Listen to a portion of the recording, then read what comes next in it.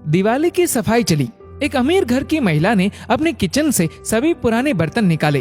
पुराने डिब्बे, डोंगे, कटोरियां, प्याले और थालियां वगैरह सब कुछ काफी पुराना हो चुका था।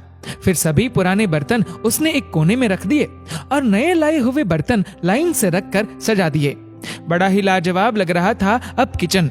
फिर वो सोचने लगी कि अब ये पुराना सामान भंगार वाले को दे दिया तो समझो हो गया काम। इतने में ही उस महिला की कामवाली आ गई।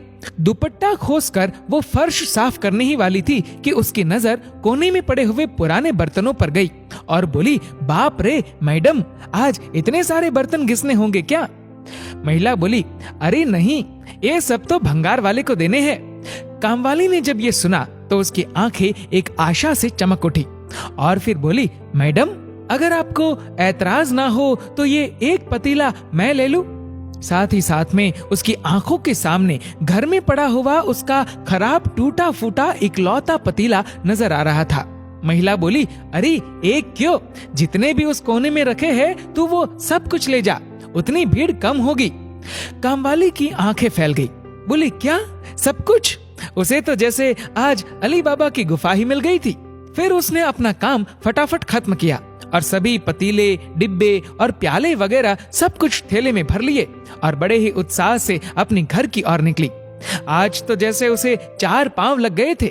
घर आते ही उसने पानी भी नहीं पिया और सबसे पहले अपना पुराना और टूटने की कगार पर आया हुआ पतीला और टेढ़ा मेढ़ा चम्मच वगैरह सब कुछ एक कोने में जमा किया और फिर अभी लाया हुआ नया खजाना ठीक से जमा दिया। आज उसके एक कमरे वाला किचन का कोना पूरा लग्जरी से भरा दिख रहा था।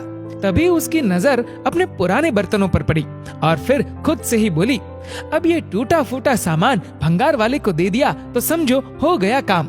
तभी दरवाजे पर एक भिखारी पानी मांगता हुआ हाथ जोड़े खड़ा था। माँ, पानी दे दो। कामवाली उसके हाथों में पानी देने ही जा रही थी कि उसे अपना पुराना पतीला नजर आ गया और फिर उसने वो पतीला भरकर पानी भिखारी को दे दिया। जब पानी पीकर और तृप्त होकर वो भिखारी बर्तन वापस करने लगा तो कामवाली बोली, फेंक दो कहीं भी।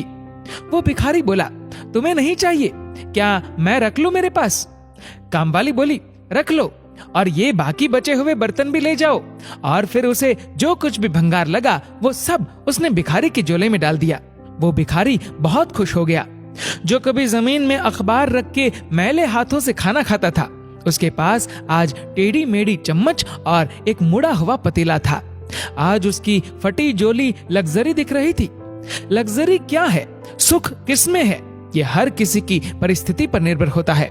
हमें हमेशा अपने से छोटे को देखकर खुश होना चाहिए कि हमारी स्थिति उन सबसे तो अच्छी है, जबकि हम लोग हमेशा अपने से बड़ों को देखकर दुखी ही होते हैं और यही हमारे दुख का सबसे बड़ा कारण होता है।